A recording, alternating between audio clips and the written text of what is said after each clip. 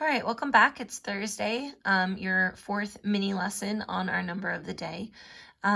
We have worked on so far taking a number and turning it into word form, identifying the place value and the digit of each place value, doubling the number, cutting the number in half, and identifying whether or not it's an even number or an odd number. So now we're going to come down here and do a little bit of mental math today.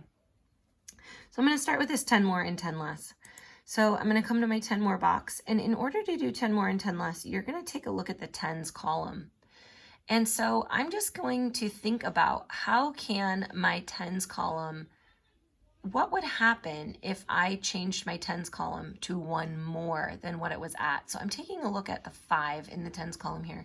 And if I raise the tens column by 1, that's going to make that digit in the tens column, it's going to make it go from a 5 to a 6. So my new number is going to be 2,463 because I wanted to make my number 10 more. Now, if I come over here and I want to go 10 less, I'm still looking at that tens column, but now I want it to be 1 10 less. Okay, so 1 10 less, one group of 10 less. And so I'm thinking, what is 1 less than 5? And that is 4, which is going to make my new number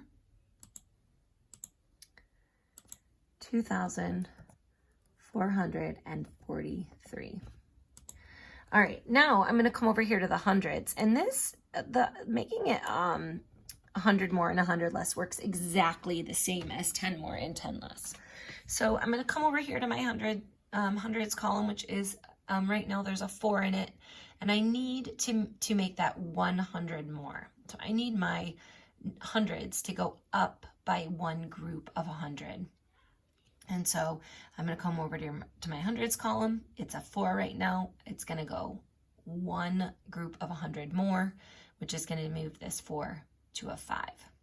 So my new number is going to be 2,553. And then I'm going to come over here and I'm going to do the same thing that I did for 10 less. I'm going to take a look at my hundreds column again. And this time I want to go one group of 100 less. So I want to go down by 100. So I'm going to take this 4 and I'm going to make it go down to 3. So it's one group of 100 less. So 2,353. Okay. So remember, we're not just going, saying, oh, 4 and 1 more than 4 is 5, or 1 less than 4 is 3. I want to emphasize that when we are changing these numbers to 1 more and 1 less, what it's representing is that we are increasing the number by one group of 100, or we are decreasing the number by one group of 100. All right, come back tomorrow for the 5th and final mini lesson on our number of the day. Don't forget to head on over to Google Classroom, open up your number of the day document, and do your mental math for your number.